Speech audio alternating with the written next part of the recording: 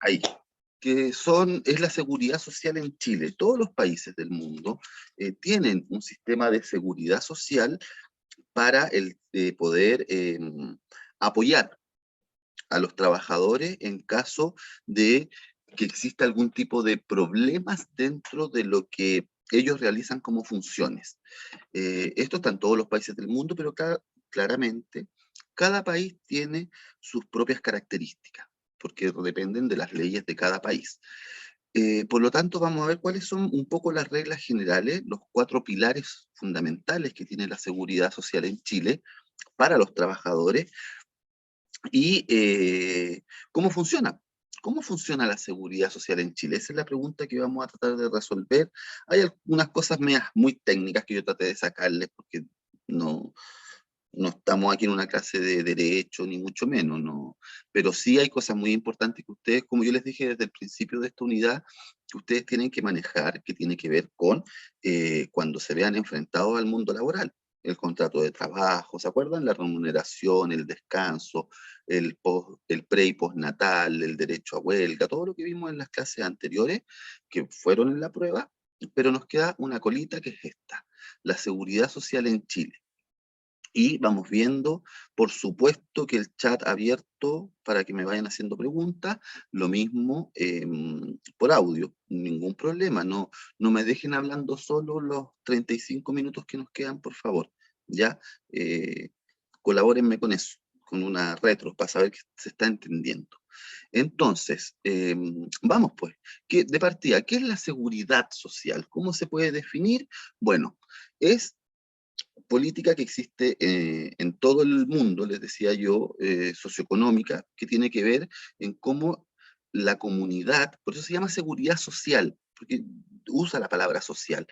En el fondo es la comunidad que trata de protegerse frente a dificultades que puedan salir dentro de lo laboral, lo que tiene que ver con el trabajo, tiene que ver con la jubilación, tiene que ver con la salud, tiene que ver con los accidentes, tiene que ver con la cesantía. Esos son como los cuatro pilares que ocupa la seguridad social. ¿Cómo protegemos al trabajador? Porque si el trabajador se enferma, ¿qué? ¿No va a recibir sueldo porque se enfermó? Si tuvo un accidente, si tiene que jubilar o que vamos a tener que trabajar hasta que nos muramos de viejos, o si quedamos sin trabajo, ¿qué pasa con ese trabajador? Por eso, eso es la seguridad social. ¿Ya? Hay algunas cosas que dependen exclusivamente del trabajador, hay otras cosas que dependen del trabajador y el empleador, el jefe, el que lo contrató, y hay cosas que son comunitarias, que es un fondo común, por así decirlo, en que participa el Estado y participamos todos. Pero eso es seguridad social. Ver el tema de salud y enfermedad, accidentes, jubilación, cesantía, ya dentro de los trabajadores. Acuérdense, cuando yo hice la primera clase, esto no tiene más de 100 años en Chile, 1924, ahí recién se empieza a hablar de la seguridad social en Chile, hace casi 100 años. Para atrás, nada. Y lo preguntaba en la prueba o lo poníamos ahí en las clases, hacia atrás, esto era sálvese quien pueda. No había esto que se llama seguridad social. Te despedían, chao, te enfermabas, chao, tenías un accidente, chao, te morías, chao, tenías 80 años, chao. No, ahora desde hace 100 años cambió y se ha ido mejorando, en algunas partes se ha ido empeorando y es un poco lo que vamos a ver hoy día. Fíjense, los cuatro pilares fundamentales que yo les nombraba. La jubilación, a eso le llamamos régimen previsional, es la jubilación, es el dinero que nosotros vamos a tener cuando seamos viejos, que hayamos ahorrado y decidamos jubilar. Pero también tiene que ver con algunas cosas, por ejemplo, de invalidez que vamos a ir estudiando. El régimen de salud, ustedes saben que en Chile existen dos regímenes de salud, uno privado, que son las ISAPRE, y uno público, que es FONASA. Acuérdense también que de esto estamos hablando lo que contiene el Código del Trabajo. Así que hay sectores que quedan fuera de esto, por ejemplo, las Fuerzas Armadas. Los militares tienen otro sistema de previsión, tienen otro sistema de salud. eh, Hablo de militares como Ejército, Armada, Fuerza Aérea, Carabineros y Gendarmería. Ya ellos tienen otro sistema. Aquí lo que vamos a revisar es el sistema del común, por así decirlo, de las personas, de la gran mayoría de los chilenos que tienen contrato o no. Hace poquitos años se estableció un seguro de cesantía. O sea, ¿qué pasa cuando uno pierde el trabajo? ¿Se acuerdan que yo ya les expliqué lo que era la indemnización por años de servicio? Es decir, que si yo estoy contratado, mi contrato se vuelve indefinido y si a mí me echan, cuando llevo un año, me tienen que pagar un mes de sueldo al echarme. Si llevo 2 años, 2 meses. Es decir, es un mes por año de contrato que tenga con la empresa, con un tope máximo de 11 años. ¿Se acuerdan que vimos que ese era el tope? O sea, hasta los 11 años me pagan 11 meses. Si llevo 18 años trabajando en la empresa, me van a pagar 11 meses. Esa es la indemnización. Eh, pero, ¿qué pasa si me despiden y no tengo tanto dinero de indemnización? Si llevaba un año trabajando, 2 años, 3 años, la indemnización no me va a alcanzar para mucho. Se creó hace unos 15 años atrás un seguro de cesantía. Y finalmente un seguro social de accidente, que como el nombre lo dice, social, y ahí vamos a ver cómo se financia, porque lo financiamos entre todos. Estos 4 puntos vamos a tratar de alcanzar a revisar hoy día, para la próxima semana hablar un poquito del sueldo mínimo y esas cosas, y ahí hacer el trabajo que yo les decía. Eh, Miren, ya, acuérdense, régimen previsional, número 1. ¿A qué hace alusión? A la jubilación, a las personas jubiladas. Eso es el régimen previsional. Y en Chile, sacando, como les decía yo, a las Fuerzas Armadas, sacando eso, existe un único sistema, que es el de capitalización individual. El capital, acuérdense, es el dinero. Por lo tanto, capitalización individual quiere decir que yo, trabajador, aporto mes a mes una parte de mi sueldo para mi jubilación. Soy yo, el trabajador, el empleado. De mi sueldo, que se llama el sueldo bruto, que es todos los ingresos que yo recibo en mi liquidación, de ahí me descuentan un porcentaje para yo recibir finalmente el sueldo líquido, que es lo que realmente me paga. A mí, obligatoriamente, yo no puedo renunciar a esto, que son el sistema de capitalización individual que viene de las AFP. Ellos son los que administran estos fondos, este dinero. Son miles de millones de dólares en los 40 años que ya se creó este sistema. Este sistema fue creado bajo el gobierno militar, bajo la dictadura, que el sistema antiguo que era de reparto, es decir, que todos colaboraban, pero al final se hacía un fondo común y se iba entregando según cuánto dinero tú habías ganado en tu vida. Lo manejaba el Estado. En los años 80, como ustedes saben, el neoliberalismo privatizó muchas cosas, o casi todas las cosas, privatizó también los fondos de pensiones, el dinero de las jubilaciones, y se la entregó a estas AFP, que son las Asociación de Fondos de Pensiones. Eso significa AFP, Asociación de Fondos de Pensiones. Yo, cuando entro a trabajar, la primera vez que ustedes entren a trabajar, chiquillos, sea el trabajo que sea que tengan que firmar contrato, les van a decir, ¿y en qué AFP está usted? Ustedes cuando vayan a firmar un contrato tienen que estar en una AFP. Existen como 5 AFP en Chile: Hábitat, Provida, Modelo, Capital, y hay otra por ahí. Uno está obligado. Uno no puede trabajar si no está inscrito en una AFP. Por eso viene el tema de la afiliación, única y permanente. Ustedes se inscriben una vez y siempre van a tener que estar en una AFP. Estén trabajando o no. Obviamente, mientras no estén trabajando, no van a hacer un aporte de dinero, porque no tienen sueldo. Pero siempre van a estar en una AFP una vez que se inscriban. ¿Se pueden ir cambiando de AFP? Sí, pero siempre van a tener que estar en AFP. Eso para los trabajadores, acuérdense, dependientes, independientes, particulares. Estamos sacando algunas excepciones. ¿En qué consiste esto? Yo todos los meses a mí me descuentan como trabajador el 10% de mi sueldo. Si gano 300.000, me descontarán 30.000. Si gano 150.000, me descontarán 15.000. Y así, si gano 1.000.000, hay un tope, el tope es como 3 millones y tanto, pero en general es el 10% para la gran mayoría de los trabajadores chilenos.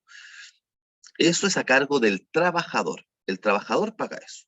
Y además, el trabajador tiene que pagarle una comisión a la AFP por manejar esos recursos, manejar esas platas. La idea de la AFP es que la plata de los trabajadores la invierta en acciones, en compañías, en empresas, invierta ese dinero. Cuando uno invierte, lo que espera son ganancias, ¿cierto? Utilidades. Por lo tanto, perdón, la AFP invierte mi dinero y después me presenta las ganancias que recibió con ese dinero. Y me dice, bueno, usted nos aportó durante el último año 500.000 pesos, nosotros ahora le vamos a pasar a usted 550.000 pesos, porque tuvimos una rentabilidad del 10%. Esa es la AFP. Por lo tanto, como la AFP invierte mi dinero, yo tengo que pagarle una comisión, que es el 2%. Más menos, hay unas que son un poquito menos, 1,80, 1,70, y otras que son un poquito más, 2,1, pero en general 2%. Por lo tanto, a mí todos los meses me descuentan, a los trabajadores les descuentan un 12% de su sueldo para las AFP. 10% que es mi fondo, 2% que la AFP se queda. ¿Cuál es el gran problema de las AFP? A ver si aquí alguien me ayuda. Hay dos grandes problemas que tienen la AFP. A ver si alguien sabe, si alguien se anima a ayudarme aquí en la clase. Sea por el chat, sea que me lo cuenten. Han oído hablar mucho de la AFP, están hablando esto del retiro del 10% de los fondos, ya llevan 3 retiros por el tema de la pandemia. A ver, ¿quién me ayuda? ¿Cuáles son los dos grandes problemas, las dos grandes críticas que se le hacen a la AFP? A ver, alguien que me tire ahí un salvavidas. ¿Cuáles son? La falta de transparencia. Ya, ahí hay una. Si bien las AFP están dominadas por algo que se llama la Superintendencia de AFP, un organismo público que las vigila, exactamente, más allá que la falta de transparencia, que sí está presente, los dos grandes problemas son, uno, que ya en 40 años de existencia las pensiones son muy bajas. Las jubilaciones de las personas que llevan durante 40 años ahí son, en promedio, un 25 a 30% de lo que ganaban mientras trabajaban. En la mayoría del mundo OCDE, por así decirlo, donde Chile está entre los países, 40 países más ricos, 42 países más ricos del mundo, la jubilación es más o menos un 60%, 65%. Yo ahorré durante mis 40 casi años laborales, más o menos en lo que uno trabaja, unos 35, 40 años, y en el mundo entero, o en parte de los países con los que Chile siempre se compara, entre el 60 y el 65% de mi sueldo es mi jubilación. Aquí es el 25 o 30, es decir, las pensiones son muy bajas, las jubilaciones son muy bajas. Y el otro problema que tienen es que, como ellos invierten el dinero, ustedes saben que el dinero, cuando uno lo invierte, o gana o pierde. Cuando gana el dinero, la AFP, una parte de la ganancia queda para la AFP, porque invirtió bien, y después me traspasa parte de la ganancia. Pero si hay pérdidas, si la AFP hizo mal el negocio, esas pérdidas las asume solamente el trabajador, no las asume la AFP. Que esa también es la gran crítica. En pocas palabras, la AFP nunca pierde dinero, porque si hizo mal un negocio, hizo mal una inversión, se le descuenta al fondo del trabajador, y no tienen que indemnizar o colocarla ellos. Si uno, por ejemplo, lleva muchos años cotizando, es decir, que le están descontando este 10%, mientras es trabajador o si es jubilado. ¿Qué pasa con los dineros? Si una persona se muere, depende. Si en el caso, por ejemplo, para ponernos bien trágicos, yo me muero. Ahora que tengo 40, que llevo 20 años cotizando, que tengo un fondo, ¿qué pasa con esa plata si yo me muero ahora, que nunca alcancé a jubilarla? ¿Se la queda la AFP? ¿La pierdo? ¿Qué pasa? No, es heredable. Se va a los hijos. Si la persona no tiene hijos, se va a los de al lado, a los hermanos. Si no, se va para arriba, a los papás. ¿Ya? Se hereda, pero hasta ahí nomás. No la pueden heredar los sobrinos, no la puede heredar el primo. Obviamente, yo estoy partiendo por, si uno es soltero, si es casado, obviamente se la reparten entre la señora y los hijos. Pero si uno es soltero y sin hijos, bueno, entran los hermanos, entran los papás. Eso pasa con el dinero. Cuando uno ya está jubilado, yo ya me jubilé, tengo 70 años, ya terminé de trabajar, no quise hacer más clases, y tengo, qué sé yo, 30 millones de pesos en la FP, que todavía me quedan, que no me he gastado en mi jubilación, depende, porque hay distintas formas de recibir la jubilación. Si yo recibo algo que se llama renta vitalicia, se pierde esa plata, no la ve nadie. En cambio, si yo estoy jubilado y estoy bajo renta fija, también se hereda a las personas que yo les decía. Ya eso pasa con la plata cuando uno fallece en las AFP. Así que en el fondo, AFP, plata para nuestra jubilación, 10% por ley, más el 2% más o menos para la como comisión. Ya, eso es. Cuando uno tiene la AFP, cuando uno está trabajando, de todas maneras, hay una parte de eso que es un seguro, ya, de invalidez y sobrevivencia.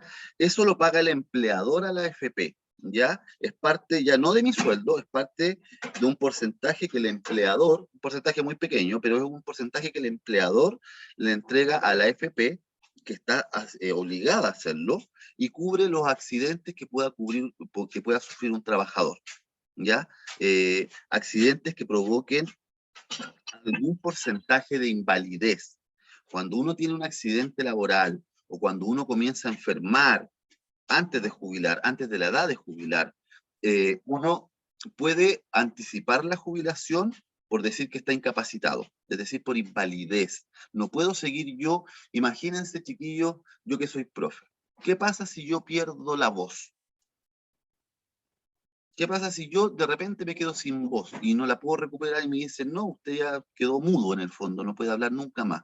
Obvio que me voy a quedar sin trabajo. ¿Quién va? ¿Qué colegio va a contratar un profesor que no puede hablar? Si lo que más usamos nosotros es la voz. O si sufro algún tipo de enfermedad mental, por ejemplo, y pierdo cierta capacidad por un Alzheimer, por un Parkinson, antes de la edad de jubilar. Bueno, ahí entonces yo voy a una comisión médica y ven si me dan una pensión de invalidez y empiezo a recibir antes. Por lo tanto, esto sirve independiente de si yo estoy cesante o no. Si yo estoy cesante y tengo un problema de salud, de incapacidad, que me impide seguir cumpliendo mis funciones, me pueden jubilar antes por invalidez.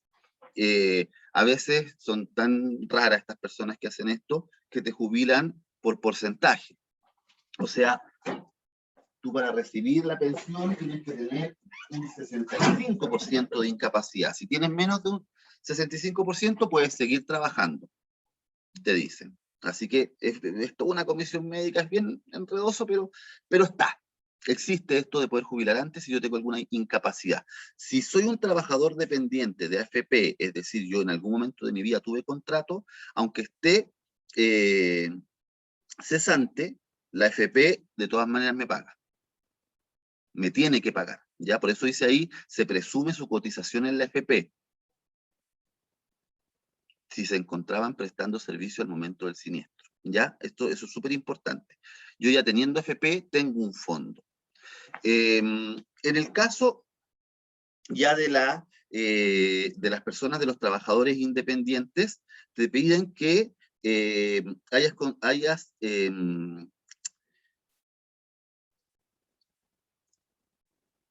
cotizado, es decir, hayas aportado a la AFP al menos un mes antes. Acuérdense que los trabajadores independientes son los que no tienen contrato de trabajo, son los que boletean, los que entregan boletas.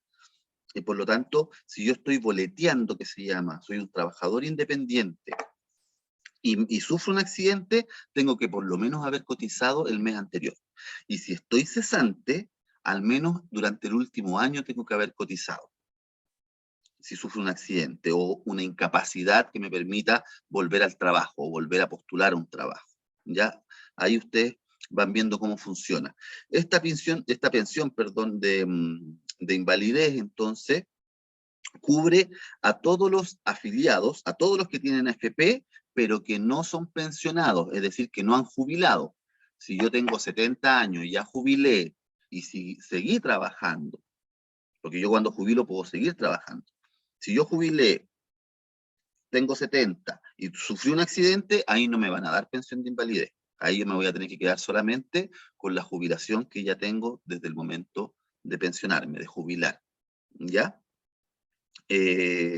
Por lo tanto, y viene más adelante, si no me equivoco, pero en los hombres la edad de jubilación son 65 años y en las mujeres son 60. Ya, eso es súper importante tenerlo en cuenta, porque eso también ha llevado un poco, pero lo voy a explicar más adelante, a la gran desigualdad que existe al momento de las pensiones entre los hombres y las mujeres. Para variar, en Chile, las mujeres son las que reciben menor cantidad de pensión.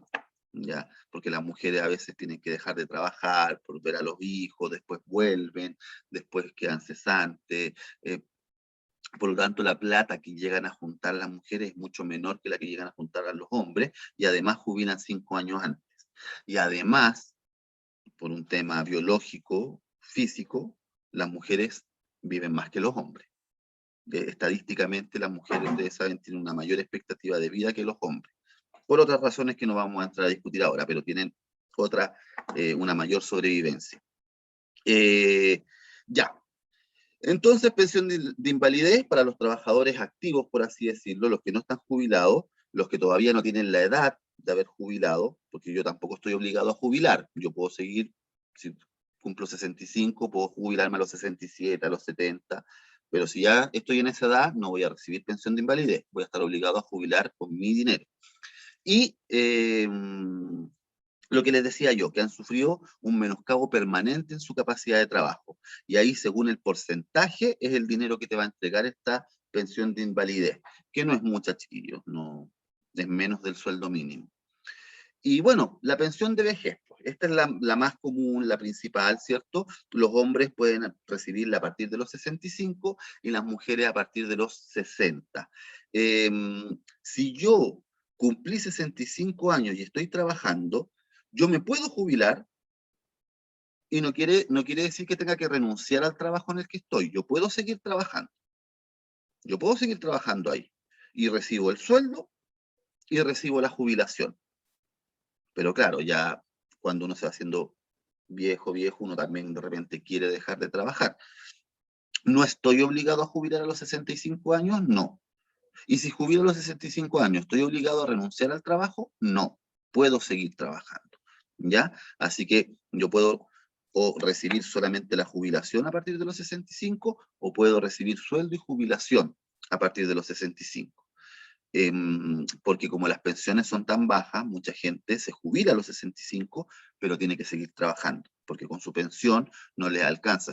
Imagínense, si es un tercio de su sueldo, ¿a quién le va a alcanzar? Tendría que cambiar absolutamente su modo de vida.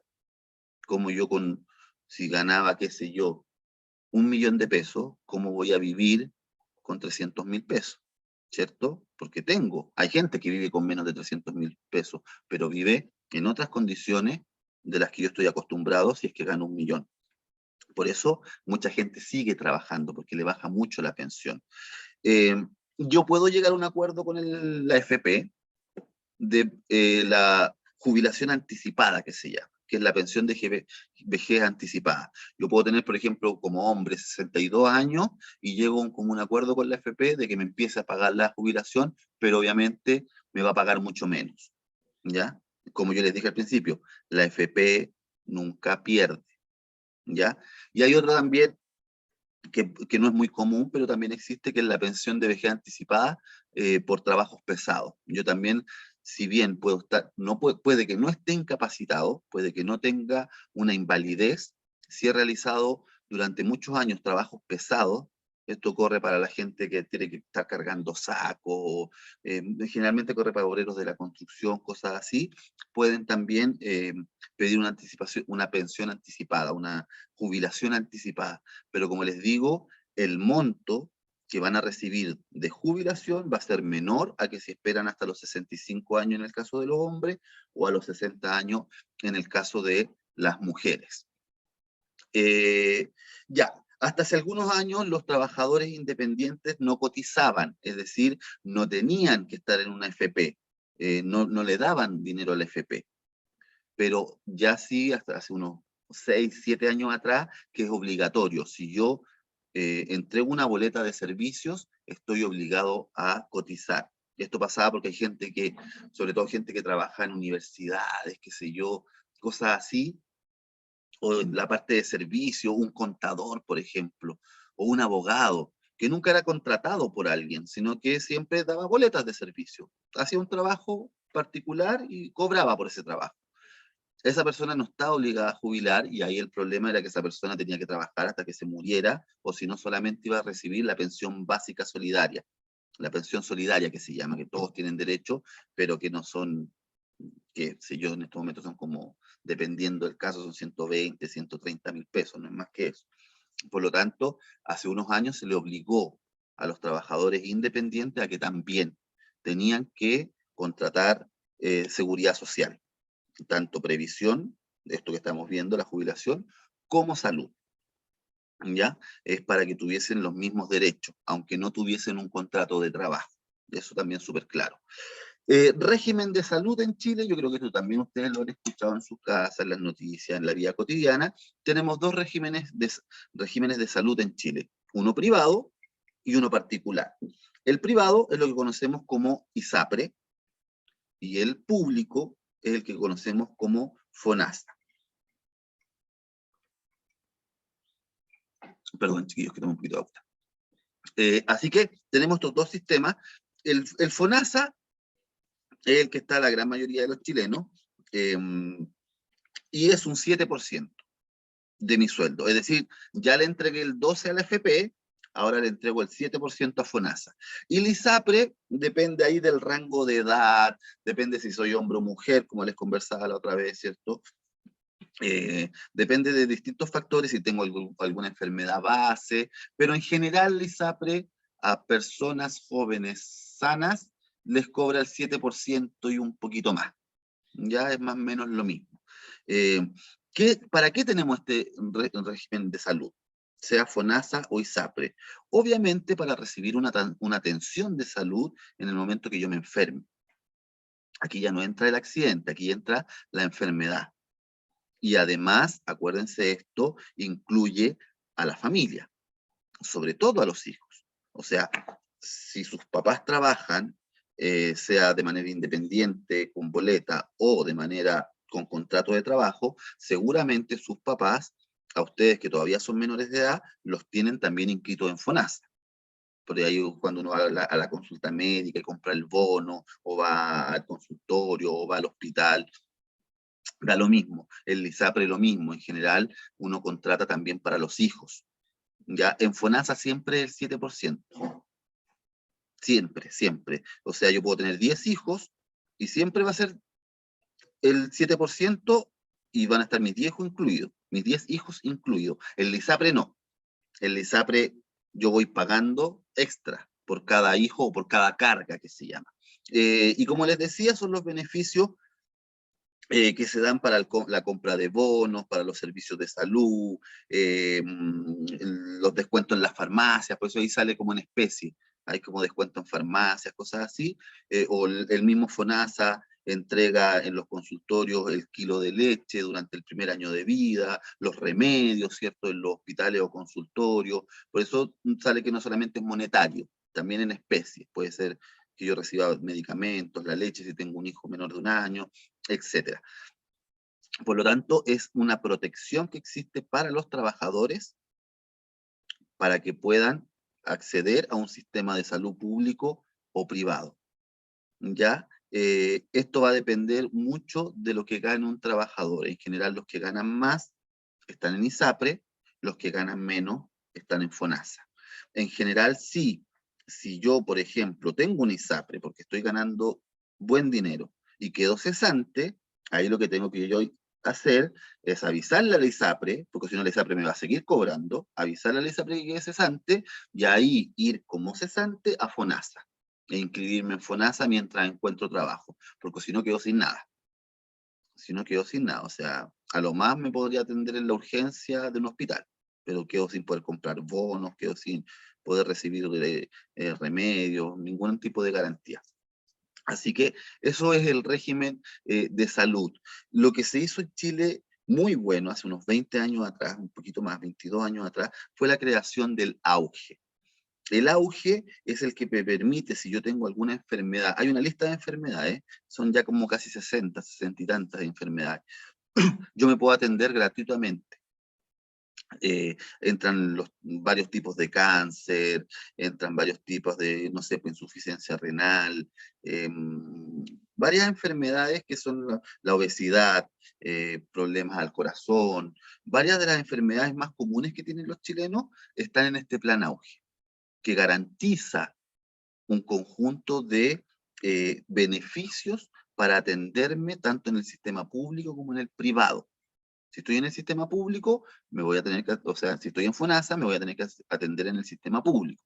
Si estoy en ISAPRE, me voy a atender en el sistema privado. Pero me da un piso mínimo, ¿ya? No es que sea todo gratis, pero sí baja mucho los costos de que si esa enfermedad no estuviese en el auge. Obviamente, si ustedes se doblan un pie, no está en el auge.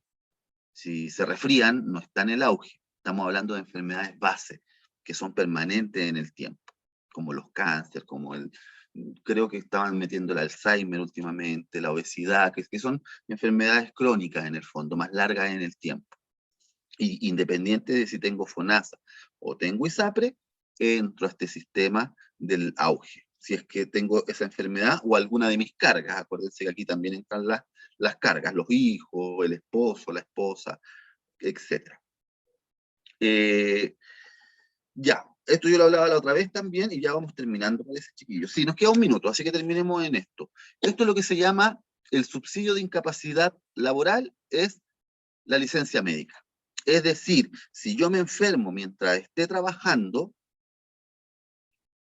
no me pueden despedir y además yo presento lo que se llama una licencia médica al trabajo. El médico, esto también yo creo que lo han escuchado, es bien simple. Si yo me enfermo, un resfrío, o ahora que estamos con el tema del COVID, o me doblé un pie, me quebré un brazo, lo que sea, que es recuperable, es decir, que no implica una incapacidad, una invalidez, entonces entra la licencia médica. Y yo voy al médico y él me dice, ya, usted tiene un resfrío, así que necesita 5 días de reposo. Y me hace una licencia médica por 5 días para que yo siga recibiendo remuneración, siga recibiendo sueldo, por no ir a trabajar esos 5 días. No, usted sabe que está con una depresión fuerte, así que yo le voy a dar licencia por 30 días. No, se quebró ese brazo, no, usted tiene para 3 meses. Pero te dan igual por 30 días y después uno las va renovando, eso es lo máximo, 30 días. Y en el fondo, ¿cuál es la gracia de esto? Es poder seguir recibiendo parte de mi remuneración mientras yo estoy recuperando para volver al trabajo. Si soy un trabajador dependiente, es decir, tengo contrato, ¿cuánto me van a entregar? El promedio de los últimos 3 meses. Si soy independiente, boleteo, me van a entregar el promedio de los últimos 6 meses. Esa es la gracia de la licencia médica. Podría estar todo el día hablando de detalles de la licencia médica, ¿Qué pasa cuando te rechazan la licencia? ¿Qué pasa cuando son menos de 5 días o menos de 11, o etcétera? Pero esto es lo base, ¿ya? Que existe una protección de salud para aquel trabajador que enferma, pero que va a volver al trabajo. Y es lo que se llama la licencia médica, ya que es mantener en lo posible mi sueldo mientras yo me recupero. Siempre pagan menos, pero es más o menos como un 80% del sueldo lo que te pagan por la enfermedad mientras tú vuelves. Ya, terminamos la próxima semana con esto, ya que es cortito, que es el seguro de cesantía. O sea, no la otra semana, en 2 semanas más. Y yo les voy a mandar, chiquillos, unas instrucciones y rúbrica para que hagamos un trabajo respecto a esto, ¿ya? Para que terminemos el semestre. Y nada, pues, voy a ver si hoy día les subo las notas, ¿ya? Les pongo visible la tercera nota. Y les voy a dar fecha también de cuándo tienen que recuperar aquellos que todavía me deben notas, que son varios, no son poquitos, son varios. Ya, chiquillos, abrazo grande, que estén muy bien, cuídense, hablamos. Acuérdense que el lunes es feriado, no se les olvide. Así que chao, chao.